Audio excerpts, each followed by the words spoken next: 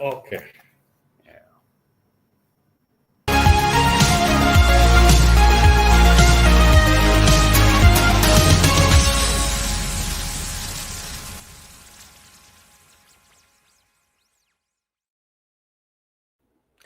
Very good morning to all our dear listeners and viewers. Welcome to ACFIM Talks. Today, I'm back. My name is Felix Kafuma, your moderator for the show for the next 1 hour. And we are discussing something that is I think it's very relevant to the times we are in and in context. And very soon I'll be introducing our guest, but to many of you is no stranger in such a space. Your guess is as good as mine. He's been around for quite some time and been in the trenches fighting a good fight and a good cause. But before we introduce our guest, allow me to invite each one of you to be part of this conversation. Join our social media platforms on YouTube. We are live, ACFIM Uganda. We are live on Facebook, ACFIM, and we are live on Twitter at ACFIM UG. You can send in your comments, your questions, and be part of the discussion. Thank you. And let's get this started. My name, like I said, for those who are just joining us, is Felix Vian Kafuma, moderating this show. And with me in the studio, I have a gentleman whose CV is quite heavy. I can say he's one of the few Ugandans I admire and look up to. He's Dr. Livingstone Sawanyana. He's a scholar, he's an advocate, and an activist. Dr. Livingstone Sawanyana holds a doctorate in public law from the University of Cape Town. He has a master's in international human rights law from the University of Essex. He also has his bachelor's from Makerere University, again in law. He is the current and founder and also the executive director of Foundation for Human Rights Initiative. He's a lawyer by profession and an advocate of High Court of Uganda. And currently he also holds a very special position as the UN independent expert on promotion of a democratic and equitable international order by the UN Human Rights Council. So you are most welcome, Doctor. It's such a honor to have you on such a show. Thank you very much, Felix, and thank you for the kind invitation and also the kind introduction. Great. We are discussing a very interesting subject that I think there is no better person to make a contribution to this discussion other than you, Doctor, in many ways. First of all, by experience, by practice, but by positioning and placing as the independent expert on promotion of a democratic and equitable international order by UN Human Rights Council. The issue of how Uganda is scoring or faring when it comes to the civil and political rights under the Universal Periodic Review, which currently I think is ongoing. If my notes are right, this should be the third. Having begun in 2011, I think there was one on 2016, then there's another one which is ongoing on 2021. It's usually after 5 years. But for someone who is just hearing this for the first time, help us understand what is the Universal Periodic Review and what is its significance to Uganda in a way. Thank you so much, Felix. The Universal Periodic Review is a framework within which UN member states scrutinize each other, advise each other, engage in constructive dialogue on issues of human rights within the framework of the UN Human Rights Council. As you know, the UN Human Rights Council is the UN body that is charged with ensuring respect for human rights, promotion of human rights across the globe. And member states have agreed on various frameworks. There are what are called treaty bodies, for example. They examine the performance of member states according to treaty obligations. Then we have the specialized procedures under which UN independent experts are appointed in order to, of course, depth study and analysis and report on a range of issues before the world body. And then we have the UPR as a mechanism through which countries periodically report and engage with fellow member states in order to, to improve their human rights records. And as you rightly put it, Uganda is going to be peer reviewed for the third time, having been peer reviewed in 2011, 2016, and now this one was meant to be this year, but because of COVID, I think it was pushed to last year. Now, unlike other two previous peer reviews, the third periodic review is going to examine the implementation, the progress made in implementing the recommendations that were made by member states. As you recall, during the last periodic review, Uganda received 226 recommendations, out of which 148 were supported and all agreed upon, and 78 were noted. So in this forthcoming review, member states will be interested to know the progress that Uganda has made in upholding, implementing the resolutions, and what challenges remain in order to improve our human rights performance. Wow, that's quite interesting, because you mentioned, meaning that there are those you note, but then there are those that are supported. So there are those that are, so are they, draw a distinction, those that are noted are not binding, you just observe, you don't take action on those that you note. So which ones are binding, which ones are those that Uganda is reporting on in this case? The categories you've just highlighted. Basically, it is supposed to report on those that they accepted. When they say they noted, it is a more diplomatic way of saying we don't agree, we don't accept. It's just a diplomatic language. But those that they definitely accepted, they need to report on the progress. But they are not limited. They are not limited only to those that they accepted. They can also report on progress made even on those that they did not agree with. For example, if there has been some development in a particular area, like the right to life, for example, they can still report on it. So they are not restricted. They can report on the entire range of recommendations that were made. But of course, we expect them to put more emphasis on those that they accepted. Wow. So in this case, because I know this is a state-led initiative, okay, the process is spearheaded by the state. Are there opportunities for other actors, like civil society, like religious leaders, to submit their reports, to submit their observations in the process? Felix, and those who are listening and participating in this show, the Universal Periodic Review is a very inclusive process. It requires the participation of all stakeholders. Of course, government is the prime player, is the prime stakeholder. It's the one that engages with the other member states. But before that, there are what are called stakeholder reports that are normally received by the Bureau of the Human Rights Council on a range of issues and from different players. And among these are NGOs. They also submit reports. International organizations submit reports. Even the media and anyone who is interested can submit a report. It's a very inclusive process. So these reports are normally called stakeholder reports. They are received early enough, reviewed, and of course, they are the basis upon which the engagement with the state is held. Of course, mindful of the report of the government itself. Wow.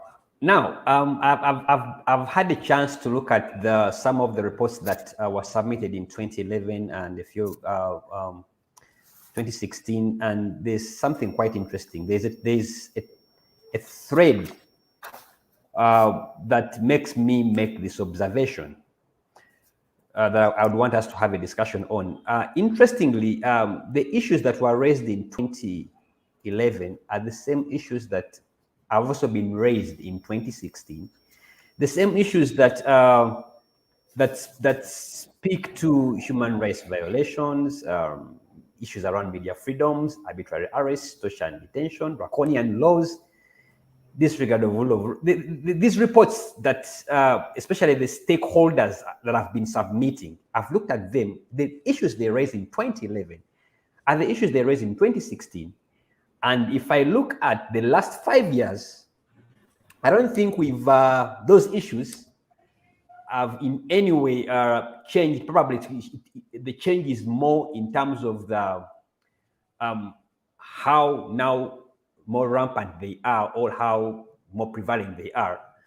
Then I ask myself a question whether this space in any way, what is the future of democracy within these challenges when you have the same issues of 2011, 2016 coming up? Probably there will be the same issues in 2021 in the review. Does this forum still serve? Do we see it as an area that can help Uganda get better?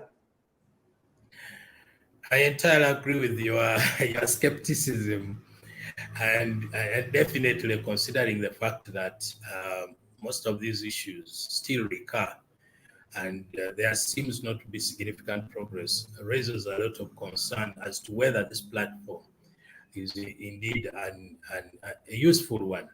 But let me reassure you that when we talk about human rights and the struggle for human rights in any country, in itself, it's a process. There are gains and there are losses. And the engagement must be continuous in order to improve. Otherwise, it is a process which is endless. Throughout history, there are countries that have made progress and, all of a sudden they have retrogressed, and there are countries that have been on a continuous path of progress, and those who are always encouraged to continue. So in the case of Uganda, regretfully, we still have a lot of work to do. There's a lot of improvement that is needed. The same issues, as you rightly put it, that were raised in the previous Universal Periodic Review still continue to recur. But then the question then is, if they continue to recur, what should we do? What we should do is to continue to push for improvement.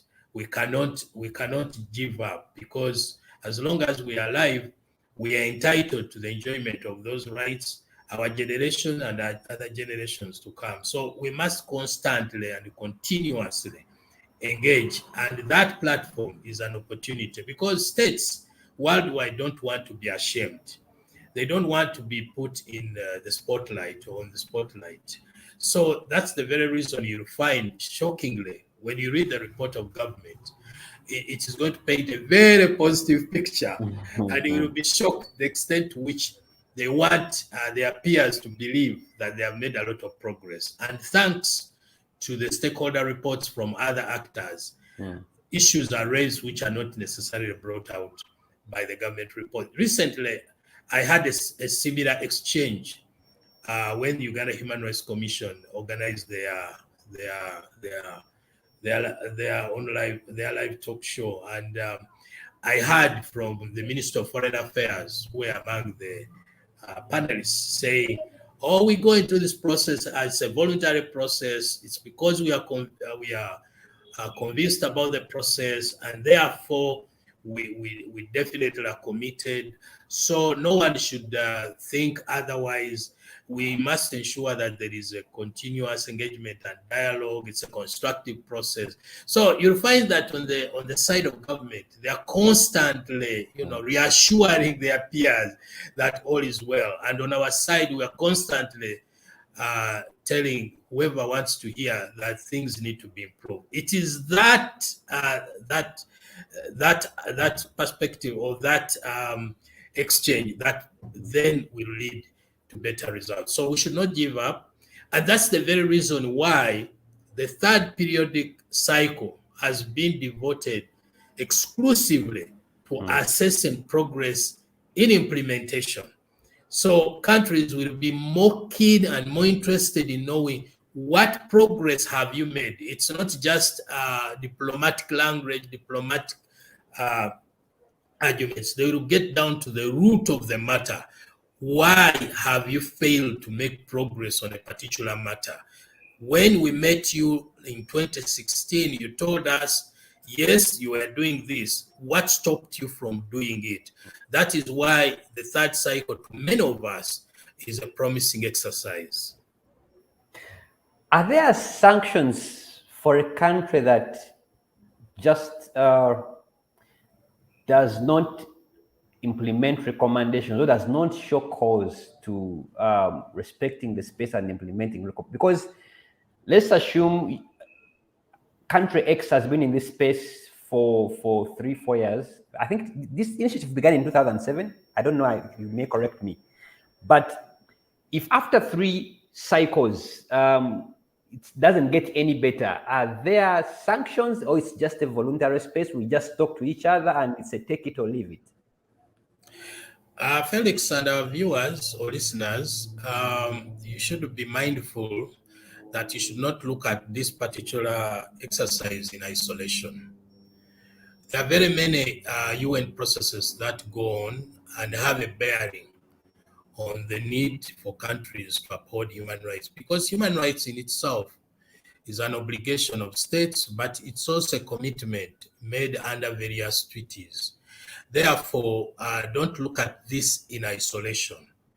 The debates that go on and the commitments that they make definitely have a bearing on cooperation among states, on technical assistance, on how a state is reviewed, its public image internationally. So no state would want to have its image tarnished. And of course, you know that especially in the global south, we have an issue of financing. Many of these countries rely on loans from the World Bank and IMF, and definitely their standing on human rights is critical. That is why they endeavor to participate in this exercise. That's why they endeavor to report. So there are consequences that arise out of failure. If there is a persistent failure, it definitely will have a bearing. Of course, no state will come out and say, oh, you know what, it's because of the issues that were raised in the Universal Periodic Review that's why we are improving or behaving, or we are having a dialogue. It's apparently there's a lot of international pressure that is built within the UN system against a particular member state. Of course, you know very well that if a country continues to be belligerent and its human rights record continues to worsen, definitely other member states have a right of recourse. They can impose sanctions on it. There can even be intervention. There have been countries where there has been military intervention because of persistent human rights abuses. So you shouldn't be discouraged. Don't just see it in isolation. As I told you, there are many players at work. There are many processes and mechanisms at work. For example, within the UN Security Council, there's a lot of debate about countries. Within the UN Human Rights Council itself alone, there are many processes going on. Remember that we, UN independent experts, also are doing our work. So there is a lot of pressure.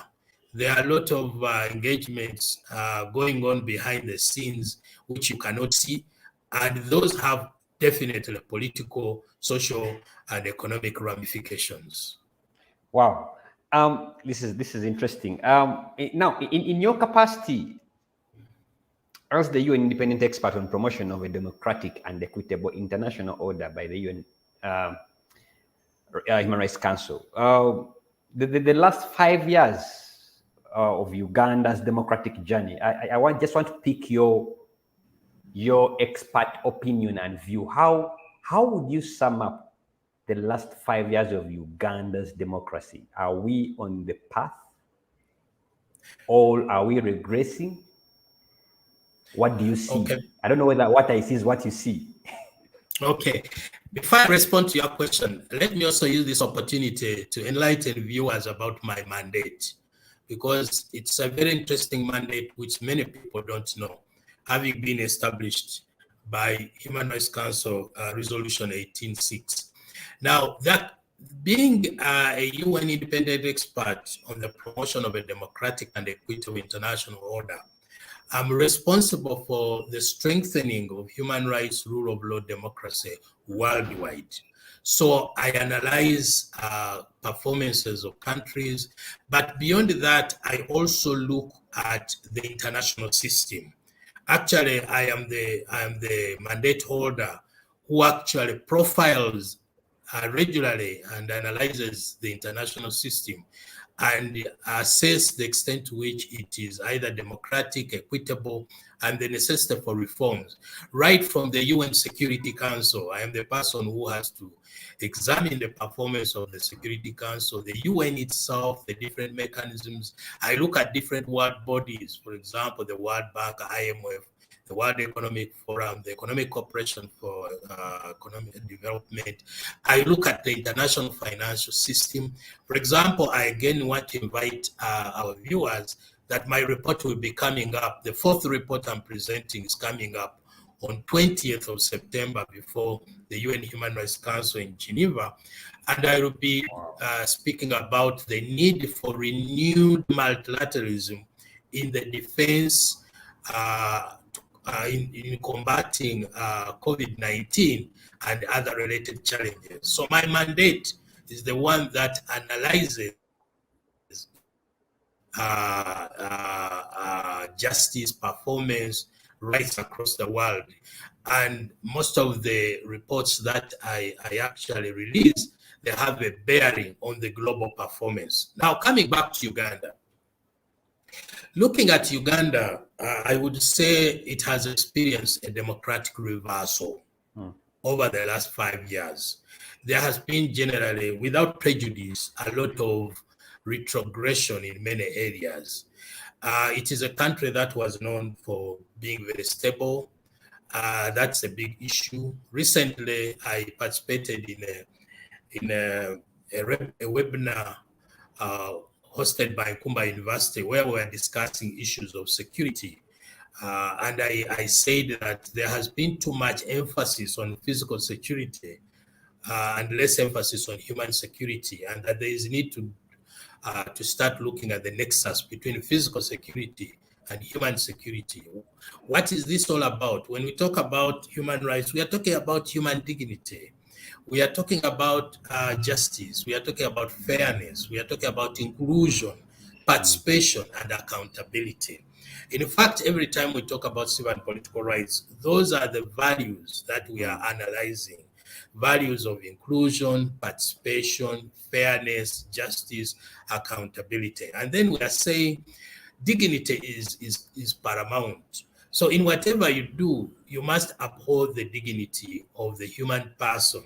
And when that is not happening, then definitely you're not performing well. And overall on the scorecard, I would say Uganda is not performing well over the last 5 years. It has experienced a democratic backlash. And all the areas we can look at, civic space, there's a backlash there. If you look at the whole question of policing, there is a backlash.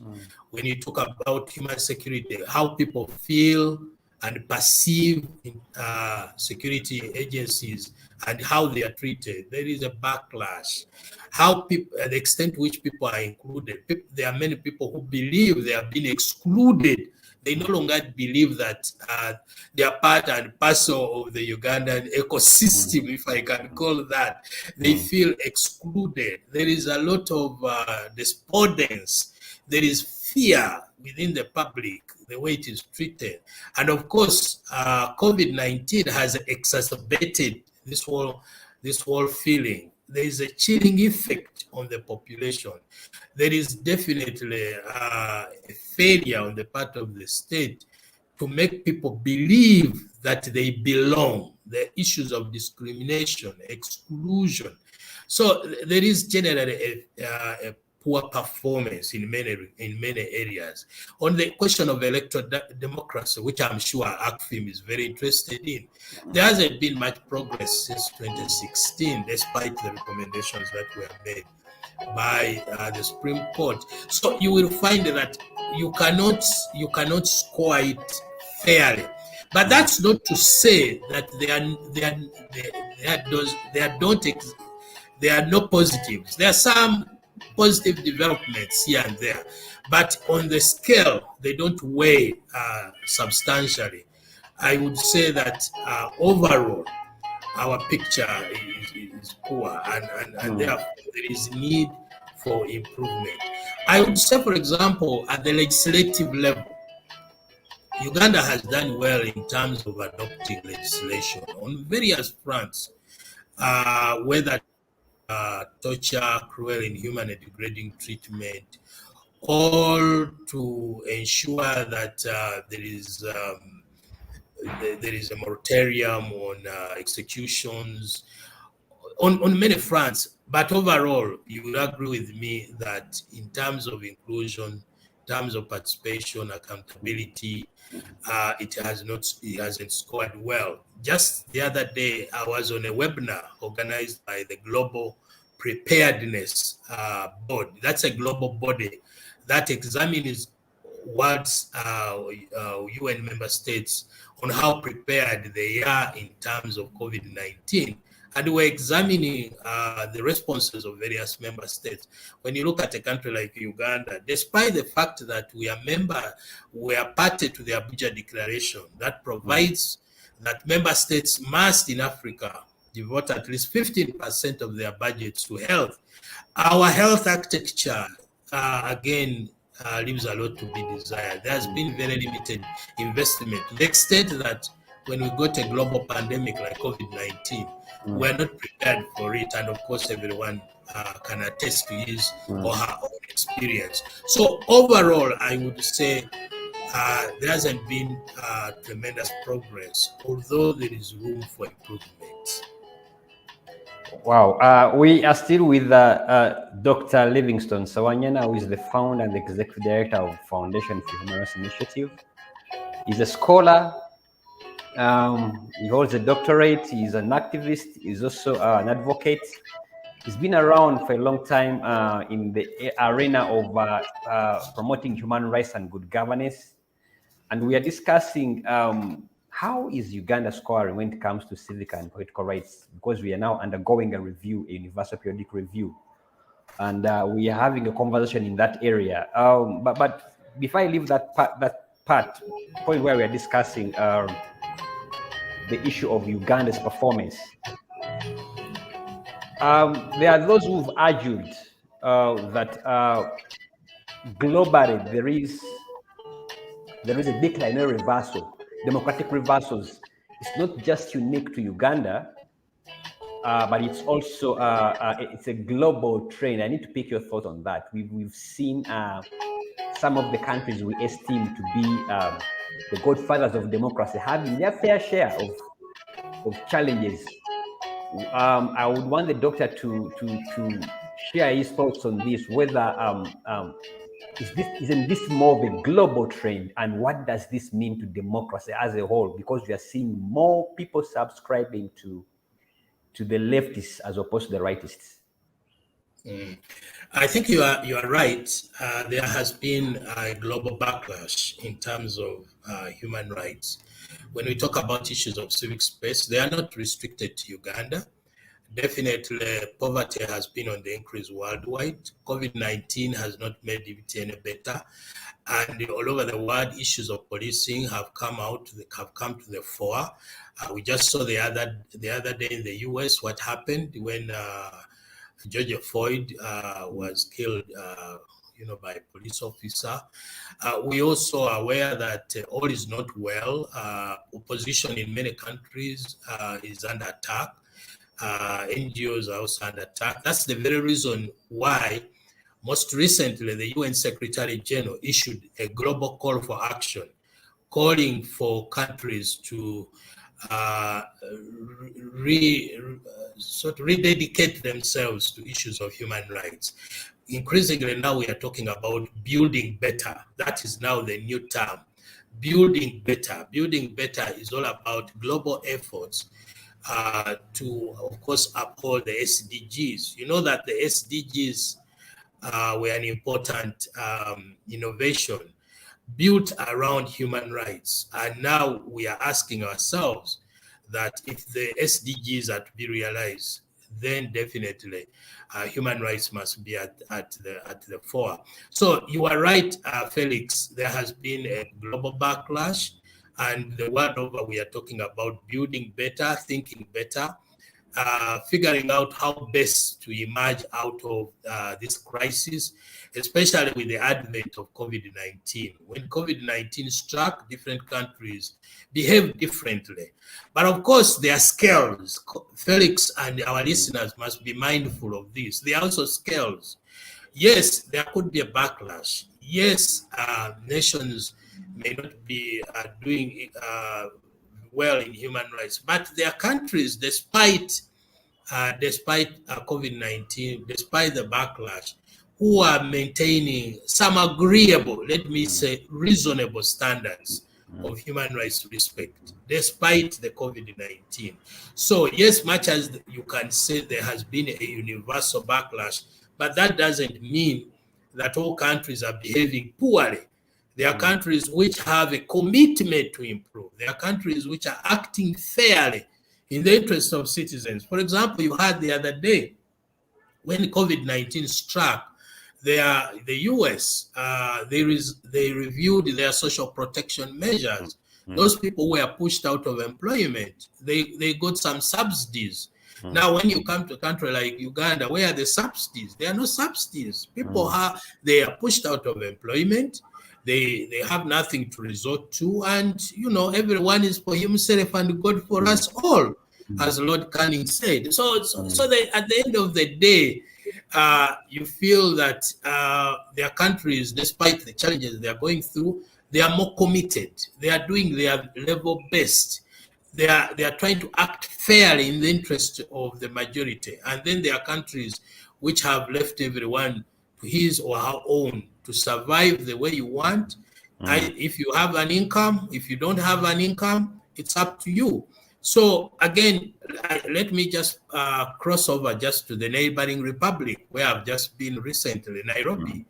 In Nairobi, despite COVID-19, they are doing all that they can, despite the fact that COVID-19 had a disastrous effect on them. As I speak, Nairobi, for example, their curfew starts at 10 p.m. and ends at 4 a.m., giving citizens some breathing space, which is not the case here. In Nairobi, schools are open. Here, schools are closed. In Nairobi, churches are open. In Nairobi, it's business as usual. The public transport is full capacity. Although the SOPs exist, they definitely are aware that if they don't open the system, their people will not survive. So is this the case in Uganda? So again, it is relative, despite the global backlash. Well, thank you for giving that, putting it into perspective, because many people have been hiding behind the global narrative that, well, it's not unique to Uganda. But when you subject it to the scales, I think it is important that some countries are really having what you've called the minimum standards, the minimum requirements, which is a case by case. But then let's come to this question, which I thought I would ask you this question first, but I delayed it. I'm sure you are familiar with what's happening. I think about 3 or 4 weeks back, CSOs, the country woke up to news that around 54 NGOs had been closed on issues of compliance, and since then there's been a discussion. I want to pick your thoughts on this. What does this mean, and its implication to democratic gains of the country, since we are discussing democracy, when you have such a space under attack? Felix, I want to I want to I want to invite you to read my book. This book was launched in 2017. The book is titled Comparative Experiences of NGO Regulatory Frameworks, Eastern and Southern Africa. Yeah, I I've did read this the study. abstract of it. Yes, I did this study on CSO regulatory frameworks way back, and I published this book. So I invite our CSO friends to read this book because it actually answers the issues you are raising. You see, in this book, I make a case after having visited over 15 countries in Eastern and Southern Africa and analyzed their regulatory framework. I made a case for what we call self-regulation. There are different models of regulation, CSO regulation. For example, there is what is called state regulation. There is the hybrid system, and there is self-regulation. Some of the countries in our region, like South Africa, Namibia, Botswana, they have a self-regulatory model. Then, of course, you have a hybrid model in countries like Malawi, in Kenya, and also to a large extent, recently, you would say Uganda and Ethiopia, which are state-led models. Now, what's the big deal? The big deal here is this. As we speak now, we have a state-led model of CSO regulation. Now, state-led model means that for you to operate, you must have been registered, you must comply with the legal framework in place. And in this country, we have what is called the NGO Act of 2016.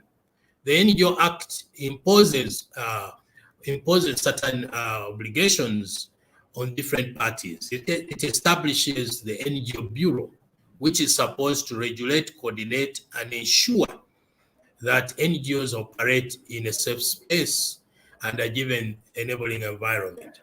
Now, as a bureau, it has roles, it has a mandate, it has to carry out. And of course, its mandate is derived from the NGO Act. And as such, its business is to ensure compliance under the law.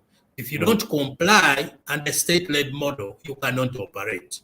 In my book, I made an argument that when we speak about freedom of expression, association, and assembly, you should be allowed to operate whether you are registered or not. That the registration process must be a formal process just to allow you to access opportunities, for example, banking, insurance, and any privileges or income relief, income tax reliefs, and so on, but should not be mandatory. The challenge we face in Uganda under state-led model is that you must register. If you are unincorporated, you can't operate. If you register, you are supposed, for example, ensure that you have a registration permit, you have a registration certificate, you have an NGO permit that you renew regularly, that you comply with all the requirements, taxation, and recently I think we have Financial Intelligence Authority. All these come into play. Okay. Now, as long as you have that model, you have no choice. You have to comply. Unfortunately, increasingly, the level of awareness for compliance is also limited within the CSO world, and that needs to be addressed. So what we need to do is to strike a compromise. When we woke up to the news that 54 NGOs had been, the activities had been halted, I was interviewed by very many media personnel, and I said, what we need to do is to strike a compromise. Yes, there are requirements that we must fulfill, but the NGO Bureau should, at the earliest opportunity, as soon as there is compliance, for example, if an NGO had not filed its returns, had not renewed its certificate, as soon as that is done, the suspension must be lifted.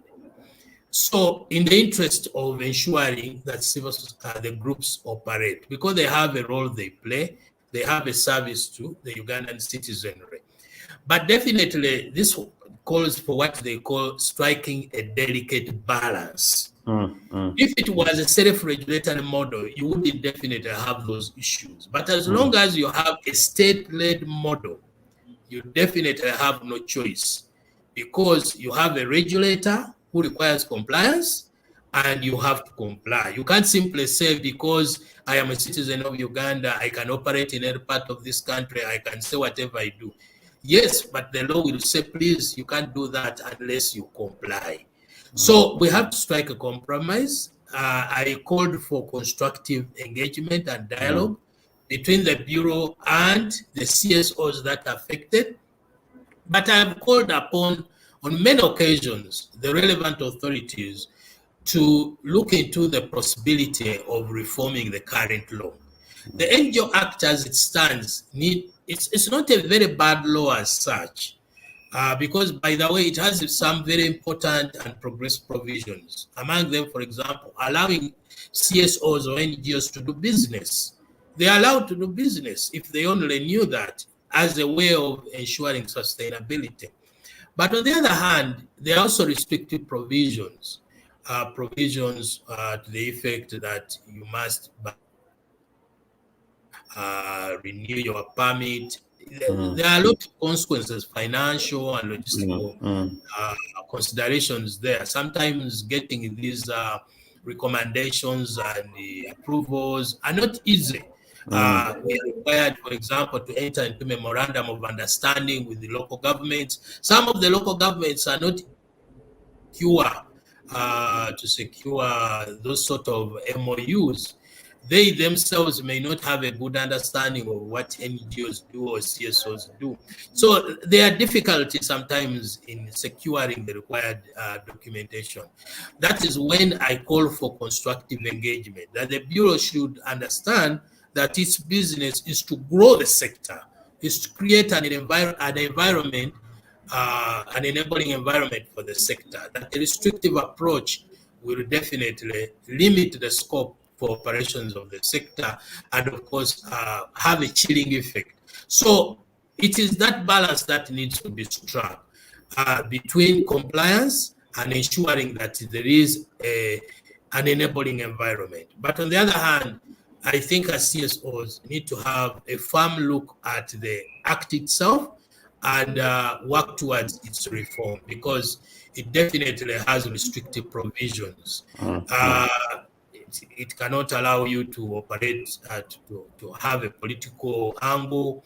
And I know human nature is such that every individual, including you, Felix, you have a political view on a matter. So one should restrict you from, exercising your political freedom. So all in all, we need a constructive engagement, we need a dialogue, but at the same time, we need to comply because the regulator requires us to comply.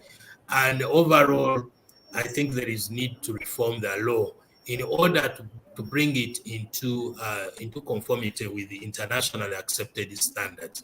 But again, you must appreciate, because I have also had people who have this school of thought that all is bad. At least I know all the laws that were enacted prior to the NGO Act of 2016.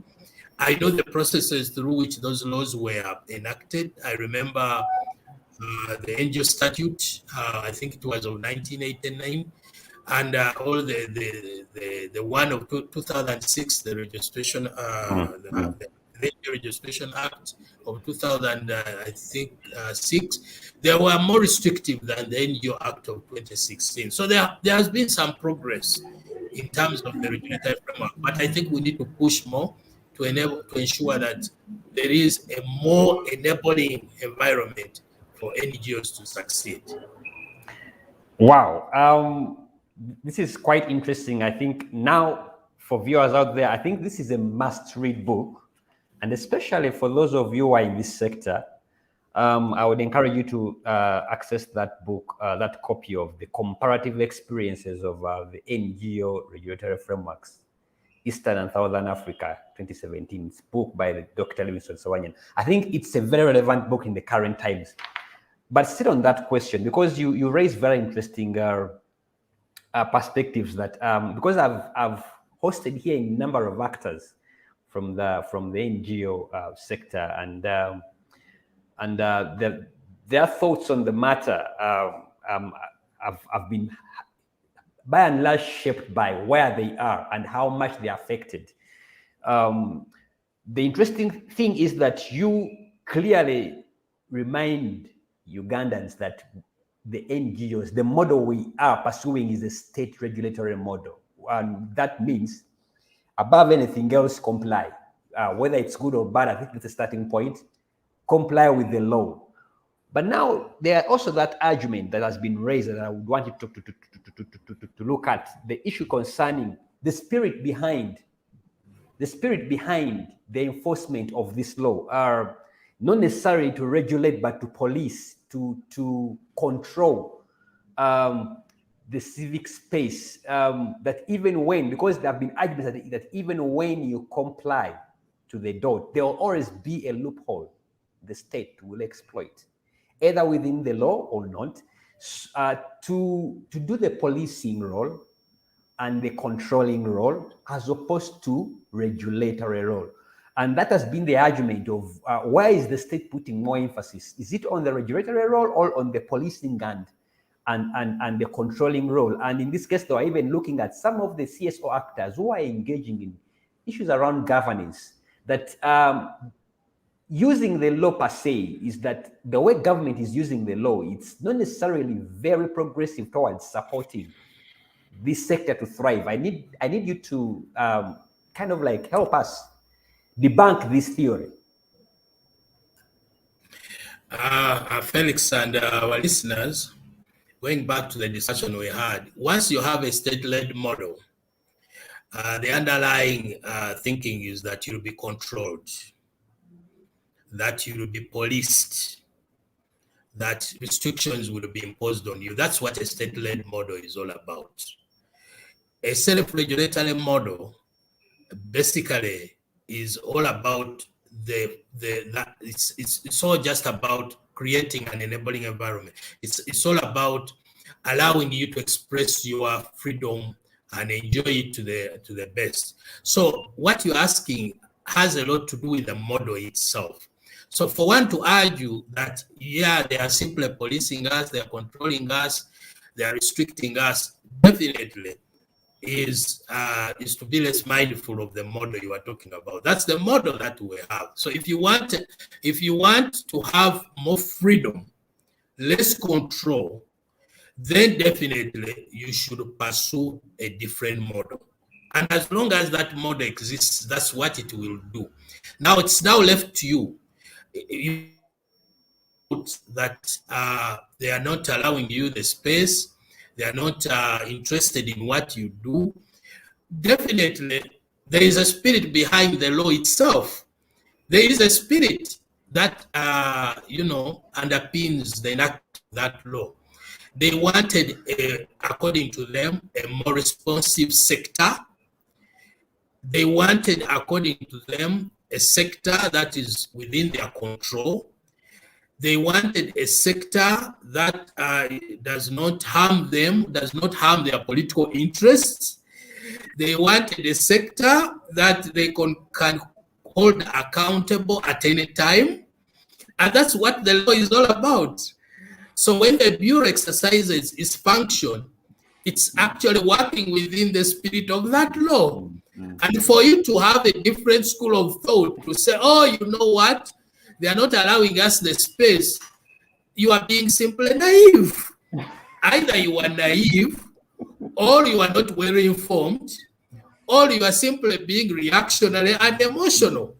So for me, as both an activist and a scholar, as you rightly put it, I understand where it is coming from. That's why I did this analytical study. For example, I belong to various international boards across the world. In the UK, for example, you simply inform the Charities Commission that I have this organization and this is how we organized. And the job is done. You don't have to go through the rigors of registration and so on. In the French system, I know how it works. So in India, exactly where rights are recognized and respected so much, you know, it is one of the largest democracies in the world. There are so many, there are millions of CSOs there and community-based groups. The system of regulation is different. So it all has a bearing on governance. You see, the governance model you have definitely speaks to the space you have and the freedom you have. Yeah. You have always to work to expand that space. If you don't expand the space, merely complaining and making accusations and counter accusations cannot work. Because if Felix, you were the director of your bureau, you would simply say, you know what? I'm doing my job. I am upholding the law, and that is it. So we as the sector, as the people who are affected, who need more freedom, we need to push these barriers. We need to push these barriers. We can use the courts. We can get on the drawing board and consult more, because every law is amenable to repeal and reform. But I see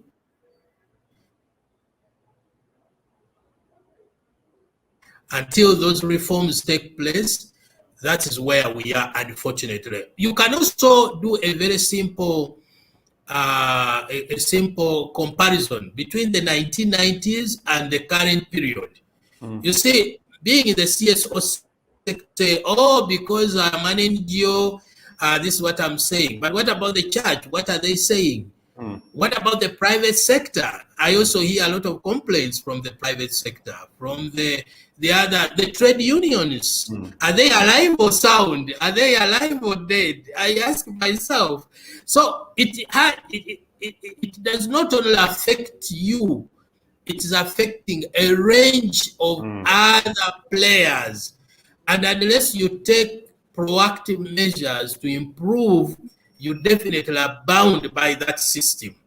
And for example, when I'm doing my work as the UN independent expert, I analyze a country's political profile and history and try to put into context the current developments. Because if you argue otherwise, they will tell you that you are simply naive, uninformed, or unaware of current progress. So this is how I would say, definitely it's regrettable, but at the same time, we need to ensure that we push the barriers. We need to constantly push them. But no one is going to give you rights on a silver platter. Many times people have asked me, why have I stayed so long in the human rights movement? Why? Because it's a cause for me. It's a belief for me. And as long as I am alive, I believe that this cause must be promoted. For me, it's not just something you walk into. It is something I got into knowing very well that it is a lifelong time commitment. And for many NGOs, they look at it as a job. It's not a job. It is a cause, it's a calling. So every day there are and there are reversals. And therefore, we must continue to push at the frontiers. Fair enough, fair enough. There you have it. If you are still blind to the fact that we are operating in a state-led model and you expect the privileges of either a self-regulatory model or a hybrid model, I think you are not alive to the realities. I just like the way you put it into perspective. Now, quickly, fast forward, because our time is fast spent. I have two remaining questions. One is about next week, I think on 15th Wednesday, we will be celebrating the International Democracy Day, if I'm not mistaken. Quite a very important day. But I'm asking myself, what should Ugandans expect? I mean, should we, as we commemorate, should we celebrate? Should we mourn? Should we ponder? Because that day comes at a point in time when we have very many provoking questions concerning our democracy, like you rightly put it. So that is the first question I have. What should Ugandans really expect moving forward? But as you wrap up in that direction, how does the country get back on the path? Because I can tell you for sure, I think I've observed the last 15 to 20 years, and we seem to be having a curve that is moving downwards. How do we get back to the right trajectory of having a better democracy as a country? Felix, you are raising a very, very difficult question, but I'll attempt to respond to it. First of all, I am very reluctant to use words like celebrate. I think those points in history, for example, when you say the International Day Against Torture, or the World Day Against the Death Penalty, or the International Democracy Day, they are basically reminders. They are meant to be used as reminders that all is not well, we have not got to the promised world. The idea here is that on the International Democracy Day, we should be profiling those challenges that we have. We should make renewed demands on the state to improve its democratic record. We should be pointing out shortcomings and failures, but also mindful of any progress that has been made. Because sometimes when you don't give credit, then definitely you are not putting the other party in a situation where they can consider your demand. So we should appraise. I think the best word there is to appraise. Appraise the current situation, take stock of the challenges, identify bottlenecks, and make renewed demands on the state to improve its democracy. That's for me the purpose of the International Democracy Day. It's not to celebrate. There's nothing to celebrate.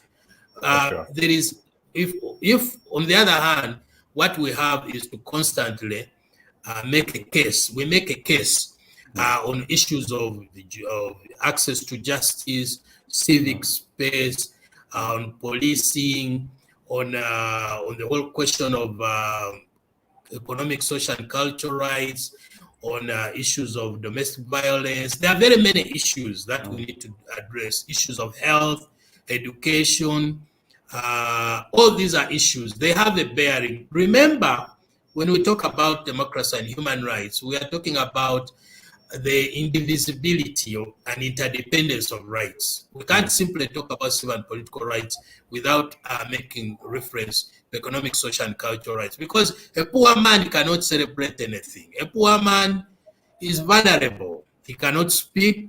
He has no status. He has no status.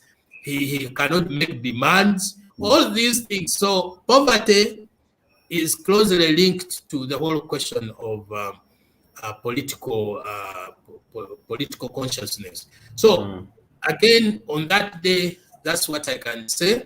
Let's take stock of what has worked, what has not worked, and make renewed demands on the state. Now, how do we make our democracy better?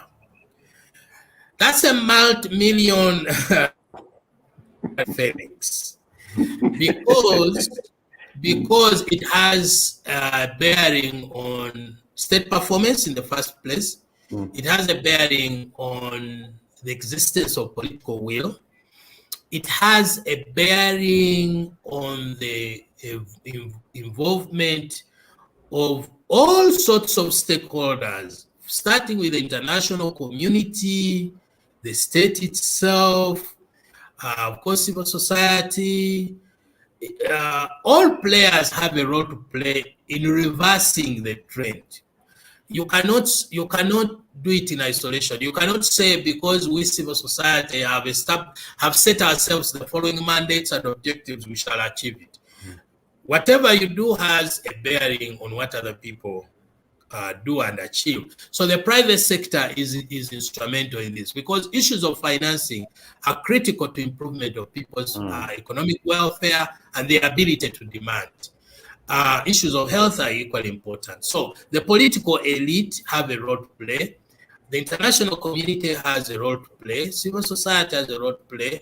The media, for example, has a very big role to play. And of course, the individual citizen who is the rights holder has a role to play. Because if you continue to agitate for rights for people who rarely understand the implications of their actions, who constantly are deaf to these demands or are blind to these demands, who constantly cannot challenge the system or the status quo, then definitely you are isolated at the end of the day. So you cannot achieve your objective. So reversing the trend, ensuring a better trajectory for this country, a better human rights trajectory, will require all stakeholders. The academia, for example, they have a role to play in figuring out what models are best on certain issues. You see, each of these areas requires a innovation. They require remodeling. You need to think through what is the best model to provide healthcare for all. What's the best model to provide better security for all? What's the best model to ensure inclusion? What's the best model to ensure that? The other day I was challenging the banks, for example. The banks, during COVID, they have not reviewed or revised their interest rates. And yet they know that people are not earning an income. You need to approach them. We need to ensure that they also are responsive, because if people are struggling with loans, they have no income, and yet for them they continue to demand interest, high interest rates, then it is also inimical to the growth of democracy. Because what is democracy? Democracy is all about our ability, capacity to enjoy our environment, to participate, to be included, to have a say, a voice. And that can't happen if you are poor. Felix, if you have a loan, you will not sleep. You will definitely struggle to sleep because there is a loan. You don't know whether your assets are free or not. If, for example, children are not going to school, parents are, of course, are struggling to see how best they can ensure education for their children today and the near future. So when you ask that question, it definitely provokes broader thinking. There is a role for everyone. There is a role for everyone. We need to be more innovative. We need to think more. We need to speak more. We need more solidarity. By the way, worldwide, we are talking for renewed multilateralism, meaning renewed solidarity to address current global challenges. And that should also trickle down to nations like Uganda, that they need more solidarity. For example, we need to build alliances between trade unions, private sector, NGOs, and other players. We cannot act alone. So my brothers and sisters in the CSO sector, if you think you are going to make a difference working alone, you definitely are daydreaming. If you think democracy is going to be delivered on a silver plate, you are also daydreaming.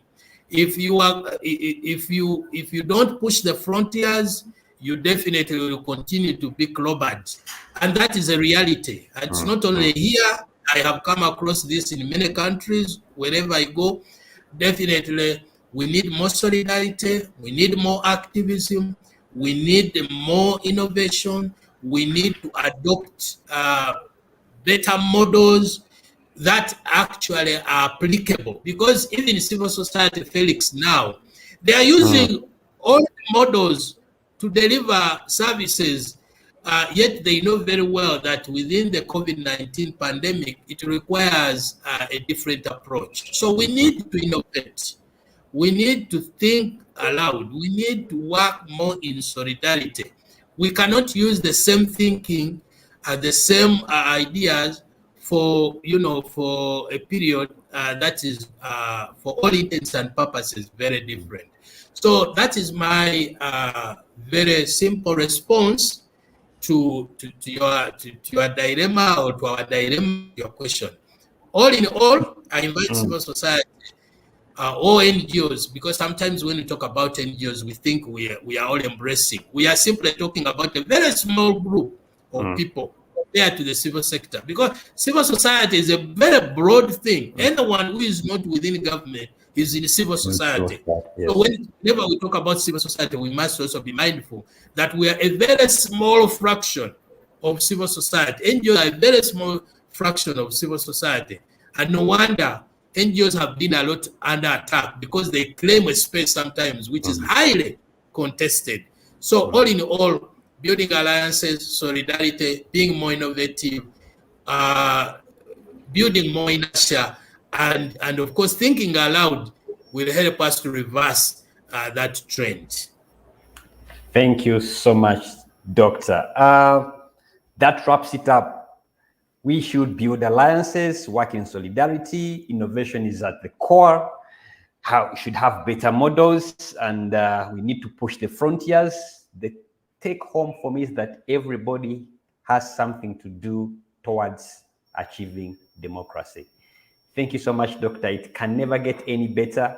I've been with Dr. Livingstone Sawanyana, who is the founder and the executive director of Foundation for Human Rights Initiative. He's a scholar, he's a lawyer by profession, and an advocate of High Court.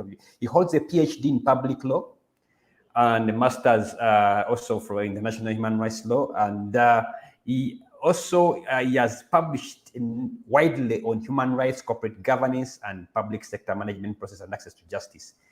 The book, Comparative Experiences of NGO Regulatory Frameworks, Eastern and Southern Africa, 2017. How can we access it if we want to get an understanding of what you prophesized then that is happening now? Felix, to access the book, you go to the Amazon and you order for the book. Sure. This book was published in Germany, and definitely you only have to order for it. And maybe this could also be an opportunity to ask friends to be on the lookout. I'll be releasing another book very soon.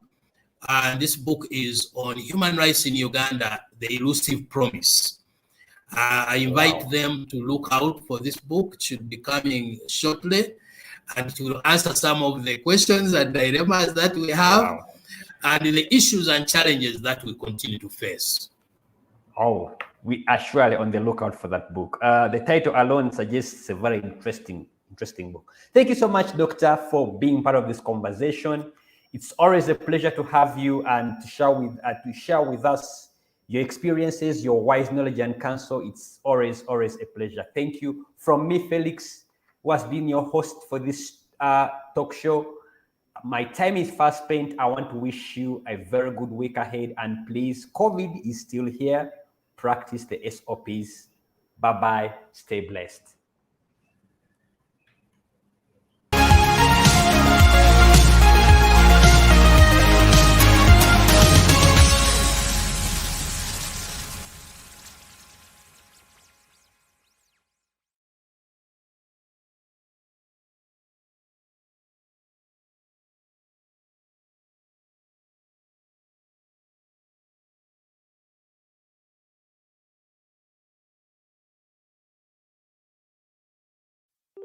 The monster of money politics is eating up Uganda's democracy. When you take money from a candidate, it means you are feeding the monster. Then you become a part of the problem. When a candidate who overspends on campaigns is elected, he or she will not represent voters but himself. He or she will engage in corruption to recover campaign money. Social services will not be delivered and the voter will suffer more. Voter, let's be wise. Give democracy a chance. Do not sell your vote. Focus on the issue.